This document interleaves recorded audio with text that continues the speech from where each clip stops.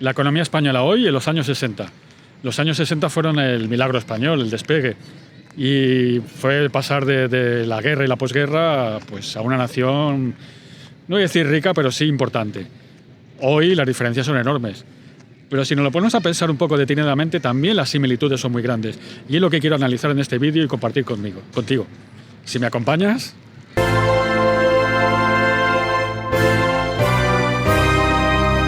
La guerra fue muy dura y la posguerra también. Siempre me acordaré de mi abuela diciendo que si se pasó hambre en la guerra, se pasó todavía más en la posguerra, al menos en las grandes ciudades. Y los años 40 y 50 fueron muy duros. Pero en el año 59 ya se crea lo que es el plan de estabilización y los siguientes planes de desarrollo, y es cuando empieza a crecer la economía española. Empieza a crecer tanto, a un 7% anual, que se habla del milagro español, porque era parecido al crecimiento de Alemania o Japón. Ya pensemos que en esos años, en 1960, el 40% de la población todavía vivía en el campo, pero ya empezaba a desplazarse a las ciudades, en ese fenómeno que hoy llamamos la España vaciada, y que es absurdo, primero porque no está vacía, y segundo porque aunque estuviera vacía no se habría vaciado solo, no se la habría vaciado. Pensemos también que el turismo empezaba a ser importante cuando llegó el turista a 1 millón en los años 50, al final 50, y en 1964 pues ya teníamos 14 millones de turistas anuales. Pensamos que ahora estamos rondando los 100 millones de turistas. Eso fue el comienzo, en los años 60, el comienzo de lo que acabamos de decir, el milagro español. Si hay algo muy característico de la España de los 60, del desarrollismo de aquella época, es la omnipresencia del Estado. El Estado era el mayor empresario de España, ¿no? A través del INI, el Instituto Nacional de Industria, que era una copia del italiano IRI. Bueno, y el Estado es el que decidía qué industrias se ponían y dónde se ponían. ¿Cuáles eran los principales focos económicos de España en los años 60? Pues en Barcelona, textil y automoción. Vizcaya y Guipúzcoa, pues la siderúrgica y la maquinaria. Asturias el carbón, ahí estaba carbón y siderurgia, que van unidos evidentemente. Ahí estaba Endesa, en Avilés. Valladolid y Vigo, la automoción, básicamente, con la Renault y la Citroën, respectivamente, y en Vigo además con la construcción naval. En Huelva se desarrolló un polo químico. Cádiz, El Ferrol y Cartagena vivían básicamente de la construcción naval, la empresa Bazán, o sea que hoy se llama Navantia. Y Madrid, pues Madrid era ese poblacho manchego en la meseta, pues que era la capital administrativa y política de un país muy, muy centralista, en el cual la capital, pues realmente económicamente pintaba poco. Esa es la verdad. Bueno, la lista de monopolios del Estado, de empresas que eran monopolios del Estado, era enorme. Pues entre las que eran propias del Estado y las que controlaba el Estado sin ser propietario, pues tienes a Camsa, Tabacalera, Renfe, Iberia, Endesa, Bazán, Enasa, Radio Televisión Española. Algunas no suenan, ¿verdad? Digo, Bazán es Navantia hoy en día. Algunas no suenan, sí. Estamos viendo similitudes y diferencias. ¿Cuáles eran los objetivos de que el gobierno, a través de sus empresas públicas, a través del INI, fijara población? Pues eso, decía qué se debía de construir y dónde. Y la población, eso que hemos llamado el éxodo rural, iba a los lugares donde el Estado decidía, porque realmente no te obligaba a ir, evidentemente, ahí. Pero donde estaba la industria, donde estaba el trabajo. Si querías salir del campo a trabajar en la industria, tenías que ir a sus lugares. Cataluña, País Vasco y básicamente Madrid poco, menos, porque digo, había otras cosas, pero no industria. ¿Cuál era el objetivo del Estado con las empresas públicas? Aparte de fijar población, no gastarse divisas. Era lo que se llamaba también la autarquía, en que ya no era tan autarquía, pero el objetivo del Estado, el objetivo del gobierno era no gastar divisas, producir en España todo lo que fuera posible y evitar de comprarlo en el extranjero con divisa fuerte, porque evidentemente nosotros no teníamos el euro, teníamos la peseta que valía pues lo que valía. En los años 60 fue todo bien, pero el problema estalla en los 70, con la guerra del Yom Kippur. Yom Kippur significa Día del Perdón en hebreo, que es cuando los países árabes atacaron a Israel. Y con Israel se defendió y hubo un embargo de petróleo de los países árabes a Israel y los países aliados, y se produjo lo que se llamó el shock petrolero. Shock petrolero quiere decir que el petróleo subió de precio brutalmente. Brutalmente no como ahora, brutalmente, se multiplicó por varias veces. ¿Qué ocurrió con aquello? Pues en aquello puso al descubierto todas las costuras que se rompieron del sistema. ¿Por qué? Porque el sistema no era eficiente, no era eficaz, la productividad española era muy baja, Las empresas públicas perdían dinero, no eran competitivas y funcionaban a través de inyectar dinero del Estado. El Estado, repito, dejaba dinero en pesetas, pero tenía que conseguir las divisas por ahí. Y la principal fuente de divisas, aparte del turismo, eran pues, los emigrantes españoles, las remesas de divisas. Ahora las remesas de divisas son de los extranjeros residentes en España que las mandan a sus países. Como digo, estallaron las costuras de aquel sistema que era inviable. Por si faltaba poco, cuando con el cambio de régimen llegó la dictadura, perdón, llegó la democracia, España se candidató a entrar en la Comunidad Económica Europea entonces.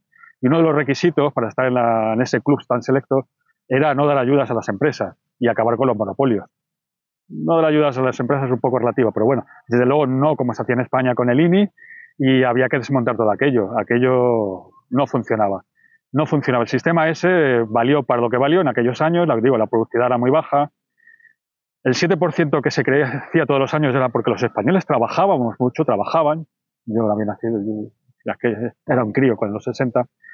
Trabajaban mucho y tenían 2 empleos, era lo normal, tener pluriempleo. No porque nuestros empleos fueran muy productivos, sino porque lo que no se hacía productividad se hacía en tiempo, se hacía con muchas horas.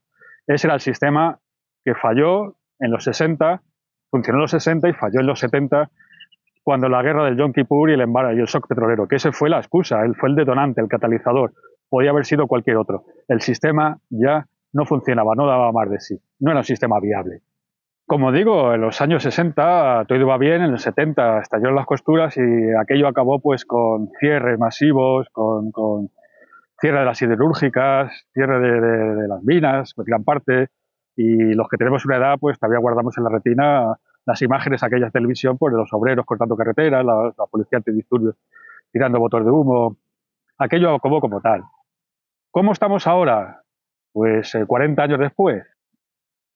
Pues la economía española se ha terciarizado. Terciarizado quiere decir que básicamente es el sector terciario. El primario es la agricultura y la agricultura y la pesca y la ganadería. El secundario es la industria y el tercero son los servicios, que es pues que todo aquello que no es ni primario ni secundario. Es un cajón desastre. La primera industria del país, nos guste o no, es el turismo, con sus pros y sus contras. La agricultura es, bueno, si en los años 60 el 40% de la población vivía en el campo, hoy en día es un sector residual. Hablo de población, no de importancia. Ahora mismo el problema es que hay poca gente en el campo. Se abandonan agricultura, se abandona ganadería y sobre todo pues hay gente que no vive allí, es más fácil que haya incendios en verano, etcétera. La industria no se ha recuperado. Después de aquella desindustrialización, sobre todo los sectores siderúrgico y naval, no hemos conseguido que haya otra industria en España. La hay, automovilística, con patentes extranjeras, pero no hemos recuperado el peso industrial que teníamos entonces. El sector servicios, como digo, es el predominante, aparte del turismo, pues tenemos servicios financieros, tenemos empresas, etcétera. Y hay otra característica muy importante que repetimos de aquella época, que es la importancia del sector público. En España el 47% de la economía es el sector público, casi la mitad. Si antes era un país muy centralizado y todo se hacía con el gobierno central, ahora se hace muy descentralizadamente, pero es igual. El 47%, casi la mitad de la riqueza del país, la gestiona el sector público.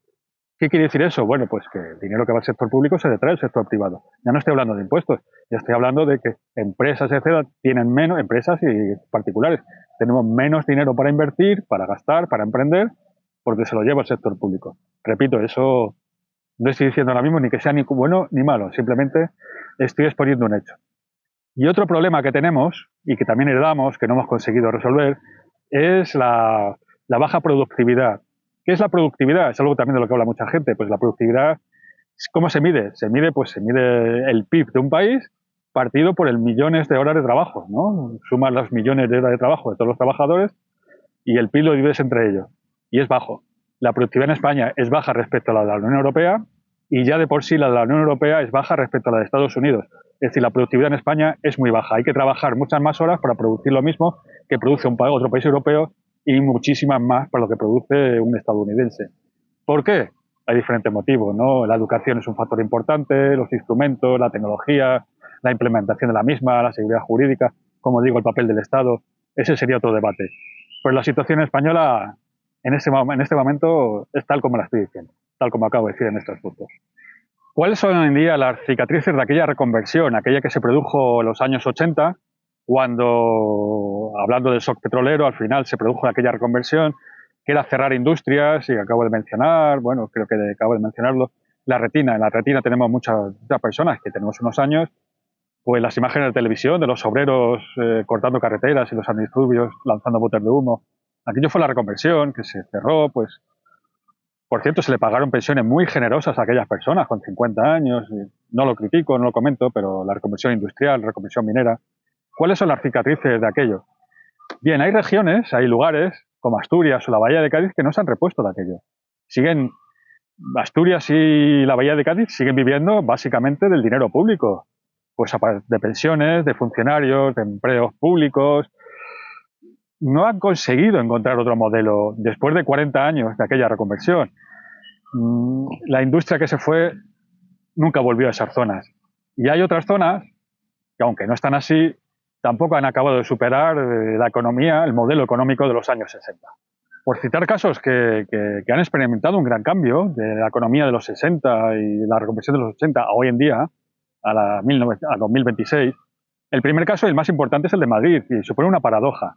Madrid, que era la capital era la capital política y administrativa del Estado centralista, pintaba muy poco, por no decir nada, económicamente. Y sin embargo, con el Estado descentralizado, Madrid se ha convertido en la locomotora del país, es la zona más rica de la zona, la región de Madrid, la Comunidad de Madrid, la ciudad de Madrid. Es la comunidad más rica de España, la que más ha crecido, la que tiene el PIB per cápita más alto, la que mayor aporta al Estado. Yo creo que con una liberalización, una economía inteligente de liberalizar, de permitir la apertura al exterior, de permitir la iniciativa privada, de rebajar los impuestos lo más que se pueda, de no ponerle puertas a nadie, que eso siempre ha sido así. Siempre se dijo que en Madrid era el rompeolas de todas las Españas, y hoy no solo de todas las Españas, sino de mucha gente del mundo que viene aquí a Madrid. Y también, evidentemente, tiene el efecto bola de nieve, es decir, ha entrado en un círculo virtuoso en el que gente atrae capital, capital atrae inversión, inversión atrae talento, talento atrae a gente, trae infraestructuras. Efectivamente, es un círculo virtuoso. Es verdad que no solo en Madrid, sino que ha producido en muchas otras capitales del mundo, grandes conglomerados como el Gran París, el Gran Londres, en el que la situación es similar. También es verdad que no siempre coincide con capitales nacionales. Pensemos en la zona más económica más rica de Italia, es Milán, no Roma, la capital administrativa. Pensemos en Zúrich, pensemos en Tel Aviv, fuera de Europa ya, o en Sao Paulo. No son las capitales nacionales. No solo, o no es el hecho de ser una capital nacional lo que te hace tener la preponderancia económica. Pensemos que además Madrid cuenta con un hándicap, que es que no tiene puerto de mar. Y el puerto da mucho dinero, es comercio. ¿Qué regiones lo están pasando mal? Han pasado a una categoría inferior. Aparte de lo comentado de la Bahía de Cádiz o de Asturias, que son para pensárselo, lo que eran otrora actores económicos de España, que era el País Vasco y era en Cataluña, pues no han sabido salir, yo creo, de aquella época, el sector textil catalán o el industrial, el pesado industrial del País Vasco. No han sabido entender lo que es el siglo XXI, todavía están en industrias o pensando en industrias que ya no son las punteras.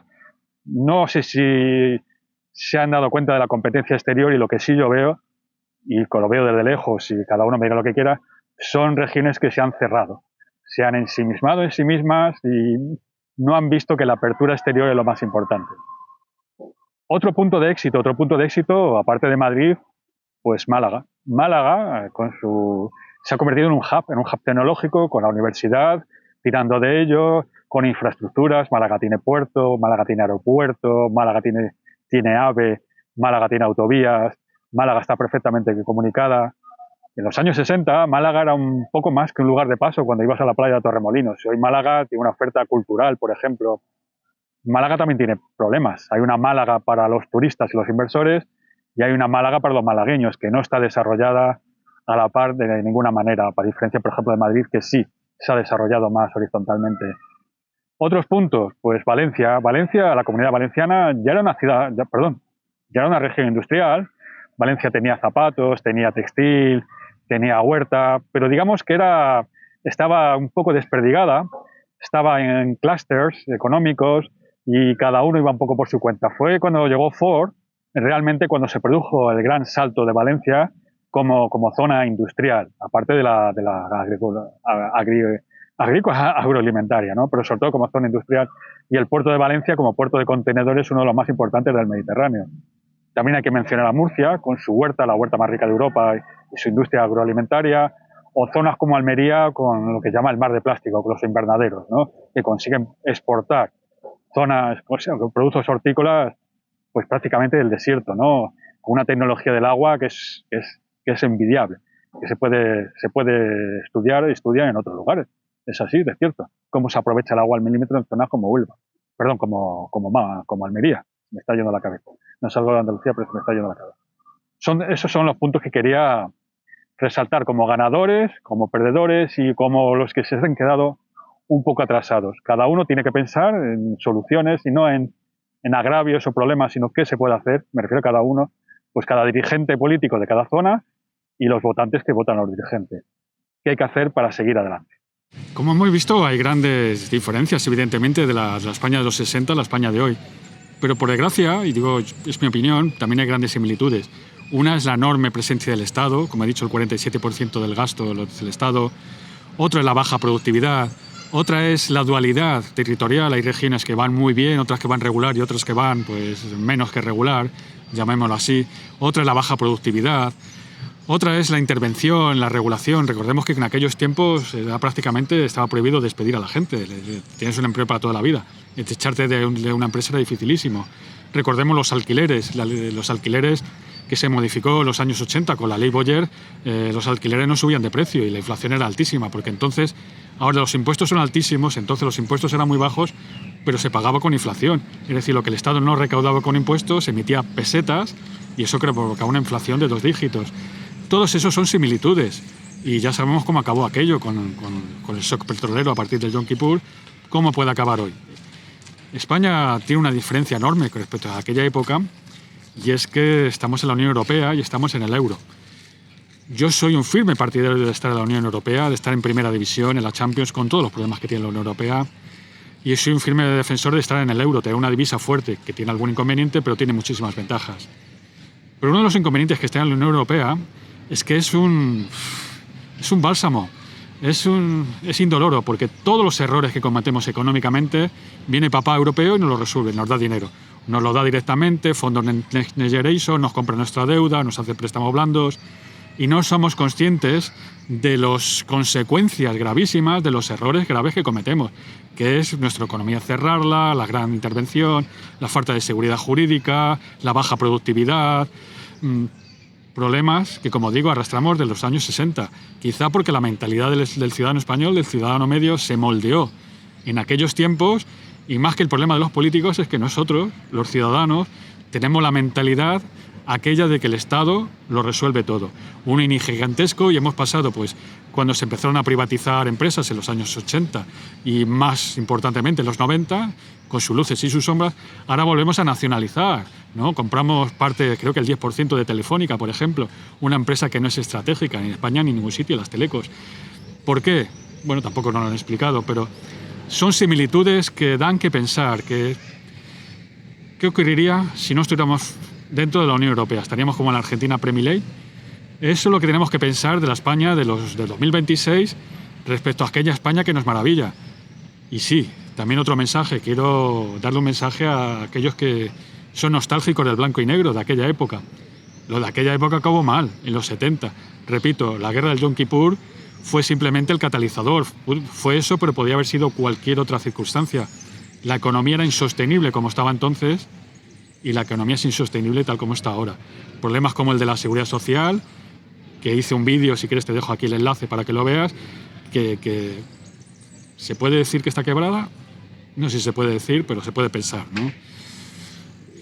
Todo eso lo tenemos que repensar los españoles y ver en qué hemos mejorado, cómo hemos mejorado, qué podemos copiar de aquello y qué es lo que tenemos que hacer diferente de aquello para no acabar como aquello. Porque la economía, como digo, de 2026 respecto a la de los años 60 presenta similitudes y diferencias.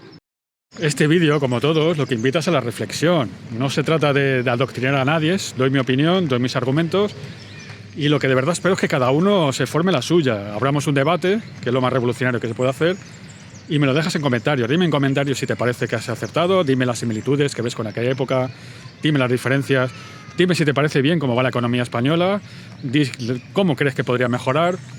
Te escucho o te leo en los comentarios. Como siempre, gracias por haber llegado hasta aquí y dale al like, suscríbete. Gracias.